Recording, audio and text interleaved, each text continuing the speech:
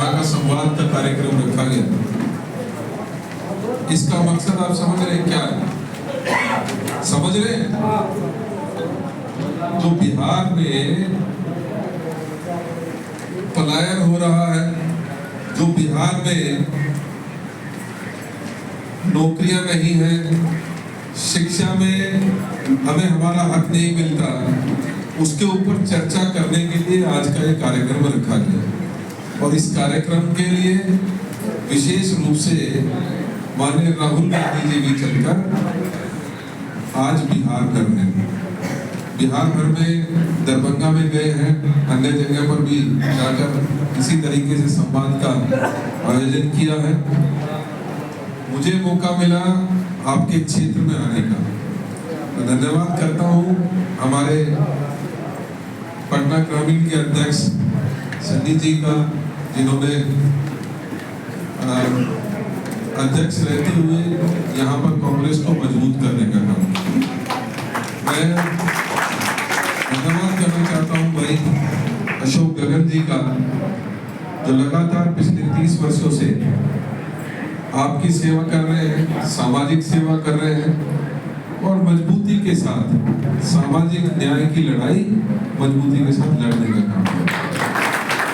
धन्यवाद करता हूँ आदरणीय विनोद यादव जी का, जो पूर्व में विधायक भी रहे और इस जिले के इंचार्ज हैं। आपके मेहनत से निश्चित ही यहाँ कांग्रेस मजबूत हो रही है, मुझे पूरा विश्वास है। हमारी बहन पांडे जी हैं, जो महिला कांग्रेस की अध्यक्ष हैं, हमारे प्रखंड अध्यक्ष हैं, हमारे मंडल अध्यक्ष हैं, और हमारे बीच में भाई पंकज जी आए हैं, मैं इनका भी स्वागत करता हूँ। तो साथियों, मैं सिर्फ इतनी बात आपके बीच में करने आया हूँ कि हमें और आपको जागरूक होना पड़ेगा। हमारी वोट की कीमत पहचाननी पड़ेगी। हम वोट देते हैं किसी को, किस लिए देते हैं?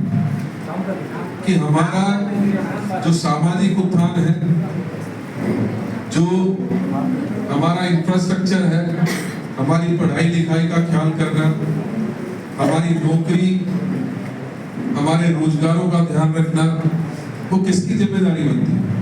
क्या सरकार की नहीं बनती? लेकिन पिछले कई सालों से,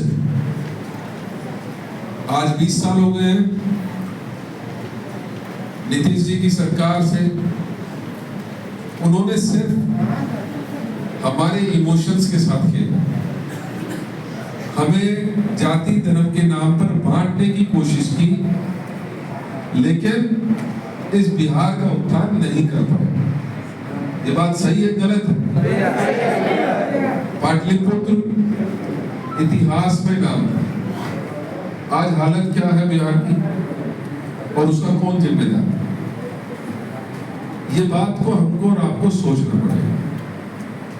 अगर इस देश का आगे लेके जाना है, बिहार को आगे लेके जाना है, तो सबसे पहले हमारे जो बच्चे हैं उनको उचित शिक्षा मिल सके, इस बात की व्यवस्था सरकार को करनी चाहिए। बिहार जो कभी शिक्षा का एक बहुत बड़ा सेंटर हुआ करता था, जिसमें नालंदा यूनिवर्सिटी जैसी यूनिवर्सिटीज हुआ करती थी, आज बिहार के अधिकतर बच्चे हायर स्टडीज के लिए अन्य देश के अन्य जगह पर जाने को मजबूर हुए। ये बहुत जरूरी है कि हमारी सरकार जो आए वो हमारे बच्चों को वो व्यवस्थाएं, वो सुविधाएं दे सके जिसके तहत वो पढ़ लिख कर समाज में कुछ करने लायक बन सके। आज जरूरत इस बात की है कि हम सब ये प्रतिज्ञा लें कि समय आने पर, अब जब ज्यादा समय नहीं है, 5 महीने बचे, अपनी वोट की कीमत आपको पता होनी चाहिए। आपकी इस एक वोट से आपका भविष्य तय होता है, और अगर आप सही जगह वोट दबाते हैं, सही बटन दबाते हैं, तो निश्चित ही आपका उत्थान होना तय है। अब फैसला आपको करना है कि नीतीश कुमार जी जो पिछले 20 साल से आपके इस प्रदेश में राज कर रहे हैं, आपको उनको लाना है, या एक राहुल गांधी जी जैसे व्यक्ति जो सबको साथ लेकर चलने की बात कहते हैं, जो समाज में जिस तरीके से एक बंटवारा हुआ है उसके खिलाफ अपनी मजबूती के साथ लड़ाई लड़ रहे हैं, आप उनके साथ जाना चाहते हैं?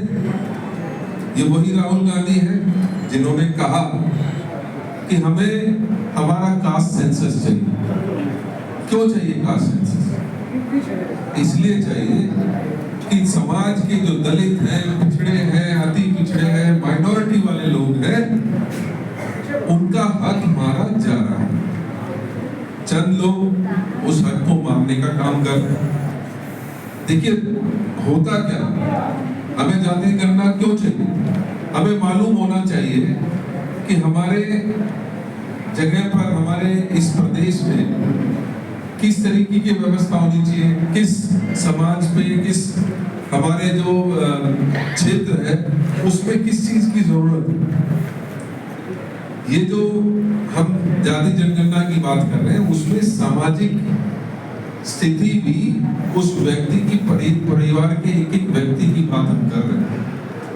अगर एक परिवार में 5 लोग हैं तो 5 लोग क्या कर रहे हैं, वो सरकारी नौकरी में है कि नहीं है, वो कोई अपना काम धंधा कर रहे हैं कि नहीं कर रहे हैं, उनके घर में स्कूटर, मोटरसाइकिल, कार है कि नहीं है, वो किस अवस्था में वहां पर अपना जीवन गुजार रहे हैं, वहां पर कितने हॉस्पिटल हैं, कितने स्कूल्स हैं, कितनी हमारे जो अन्य सुविधाएं होती हैं, उनका भी लेखा जोखा इस पूरे उसमें होना जरूरी है।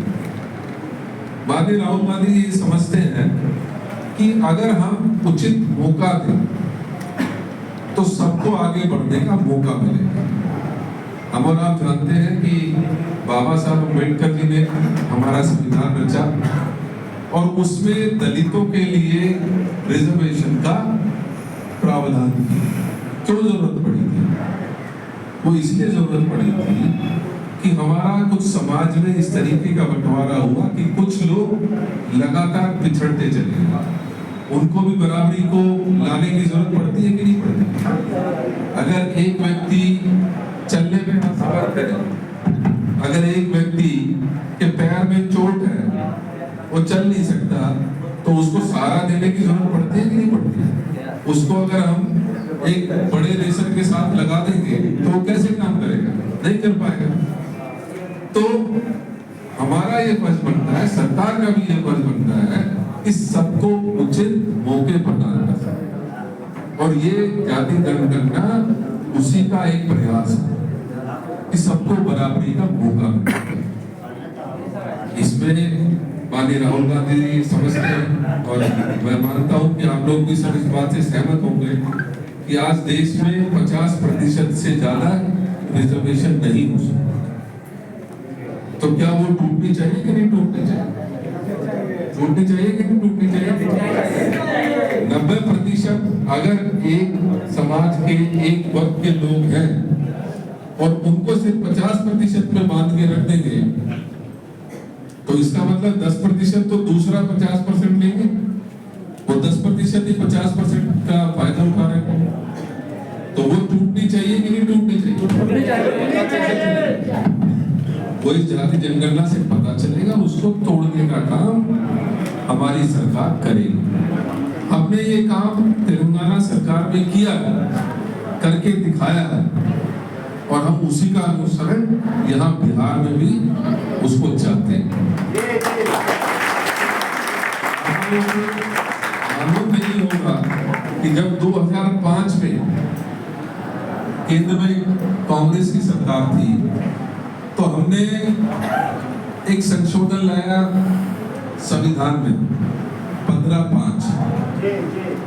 उसके तहत हमने ये सुनिश्चित किया था कि जो हमारे पिछड़े लोग हैं उनको जो सरकारी स्कूल और कॉलेज है उनमें तो मिले ही मिले रिजर्वेशन, लेकिन उनको प्राइवेट संस्थानों में भी रिजर्वेशन मिलना चाहिए ताकि शिक्षा सबको उचित तरीके से उपलब्ध हो सके। कितना बढ़िया कानून था, बहुत अच्छा कानून है। संशोधन किया संविधान में लेकिन क्या वो आज बिहार में लागू होता है? नहीं होता।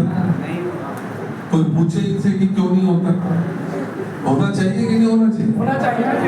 क्या जो सरकारियों के अलावा जो प्राइवेट बड़ी कंपनीज यहाँ पर आती हैं, उसमें हमारे लोगों का रिजर्वेशन होना चाहिए कि नहीं होना चाहिए? होना चाहिए। आज क्यों जरूरत पड़ती है कि बिहार का व्यक्ति पढ़ा लिखा होने के बावजूद उसको यहाँ पर नौकरी नहीं मिलती, उसको उचित व्यवस्था काम धंधा करने का माहौल नहीं मिलता।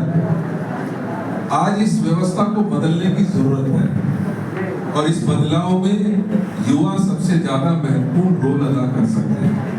आप लोग सब यहाँ युवा हैं, मैं आपसे यही उम्मीद करता हूँ कि ये जो पर्चा है जिसमें हमने वो सारी बातें लिखी हैं, आप लोग जरूर लेके जाइएगा और इसमें जो अभी हमने कहा कि 50% की सीमा हटानी चाहिए, वो इसमें साफ तौर पे हमारा ये प्रतिबद्धता है, ये हम आपसे वादा है और माननीय राहुल गांधी जी जो वादा करते हैं वो निभाते हैं कि नहीं निभाते हैं? वो कहा वो करके दिखाते हैं। तो ये हमारा न्याय पत्र जो आने वाले समय में कांग्रेस का मैनिफेस्टो भी होगा, उसमें ये आपका एक ऐसा पत्र बनेगा जो लोगों की भावनाओं को दर्शाता होगा और इस प्रदेश के साथ और इस देश के साथ न्याय करेगा। तो इस मुद्दे पे इसके अलावा जो SC/ST सब प्लान है, आपको पता होगा कि जब भी एक्सपेंडिचर बनता है, जब भी बजट बनता है, तो उसमें SC/ST के लिए भी अलग से बजट होता है, लेकिन वो बजट जाता कहाँ है, खर्च कहाँ होता है, इस बात की किसी को जानकारी नहीं होती। एलोकेशन हुआ है SC/ST के उत्थान के लिए, लग रहा है वो किसी बिल्डिंग में, तो ये गलत है कि नहीं है? गलत है। इसमें रोक लगनी चाहिए कि नहीं लगनी चाहिए? इसी प्रकार से शिक्षा का इंफ्रास्ट्रक्चर बेहतर हो। आज हालत यही है कि सरकारी स्कूल नाकाफी है, प्राइवेट स्कूलों की फीस नहीं वहन कर सकता व्यक्ति, और जो संशोधन हमने कांग्रेस की सरकार ने किया था वो लागू नहीं करते। अगर ये लागू होगा तो हमें बेहतर जो है शिक्षण संस्थानों में नौकरी पढ़ाई का मौका भी मिलेगा। तो बेहतर जरूरी है कि हमारे जो शिक्षण संस्थान है उनको बेहतर किया जाए, नए शिक्षण संस्थान खोले जाए, प्राइवेट में हमें रिजर्वेशन मिले। इसी प्रकार से अभी एक डेटा हमें मालूम हुआ कि जो उच्चतर पढ़ाई करने के लिए बच्चे लगातार कर्जे के ऊपर डिपेंडेंट हो गए और आज हालत ये है लगभग 2135 करोड़ रुपए, 2135 करोड़ रुपए का कर्जा आज हमारे इस बिहार के युवाओं के कंधे के ऊपर है। ये कर्जा क्यों बढ़ा?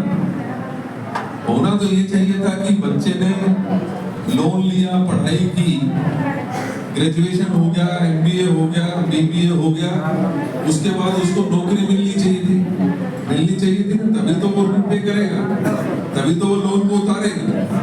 लेकिन यहाँ पर लगभग 4 करोड़ युवा आज बेरोजगार हैं, जिसकी वजह से हमारे बच्चों के जो जिंदगी में आगे बढ़ने की सोच लेके आगे बढ़ता है, पढ़ाई करता है, अपने माँ बाप के पेट को काट कर भी हमारे बड़े जो है वो बच्चों को पढ़ाने की कोशिश करते हैं, लेकिन क्योंकि उनको रोजगार नहीं मिल पाता, वो कहीं ना कहीं हमारे बच्चों को बोझ महसूस होता है। हमारी ये मांग भी है कि ये जितना भी लोन था 2135 करोड़ का, इसको माफ किया जाना चाहिए। जब आप रोजगार नहीं दे सकते, जब आप पढ़े लिखे युवा को रोजगार नहीं दे सकते, तो वो पैसे वापस करेगा कहां से? होना चाहिए।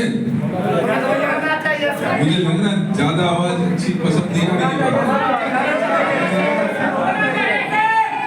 ठीक है।